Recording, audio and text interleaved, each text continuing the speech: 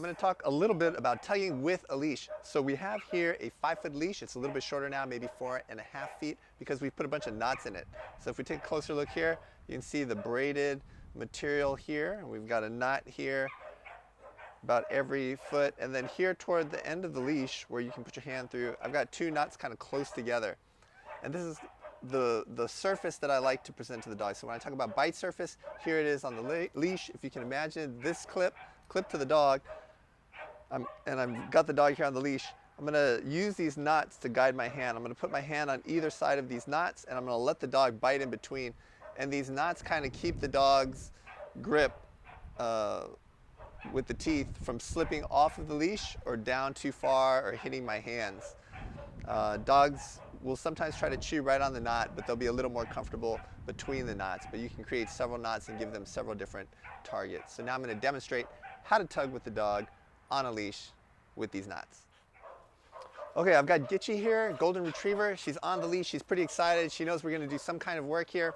And what I've got is here, this leash with the knots on it. I want her to tug with it. So all the same tugging kind of rules of the game apply here. She's going to tug when she's cued to tug. She's going to release the tug when she's cued to release the tug. And we're going to try and get her really excited and motivated. So I'm going to hold either side of this knot here. I'm going to call her name, kind of get her attention going, and then present her with the cue to tug.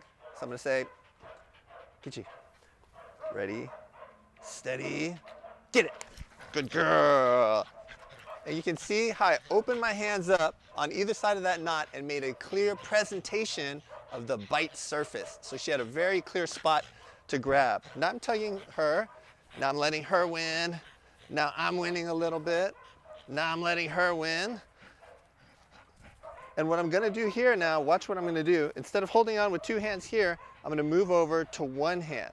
So again, I bring it here and then I take it both in my left hand. You can take it both and put it in your right hand. And now you have 1 hand holding both ends of the leash around the dog.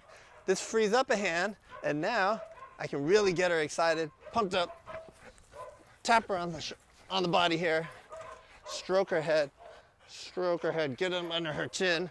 And what that does is it firms up her grip. So if you have a dog that tugs very weakly, this will make them grab onto the leash a little bit tighter. And that's how I do it. And then you can go back to tugging with 2 hands and then just kind of practice. 1 hand, switching back and forth, going back to 2. Now I'm gonna have her release the toy. Thank you. Get it. And then as soon as she releases, I'm gonna offer her the toy again. That makes her more likely, a little bit faster to release the toy in the future because she understands releasing the toy does not end the game. It actually leads to another chance to jump at the toy, get excited about it, restart the game, puts her in control of the tugging. So I'm gonna do 1 more so you see it and hear it. Thank you, get it. That's a girl, good girl, good girl. When she's on the toy, one other thing I like to do is to have her do other behaviors, and it's just spinning.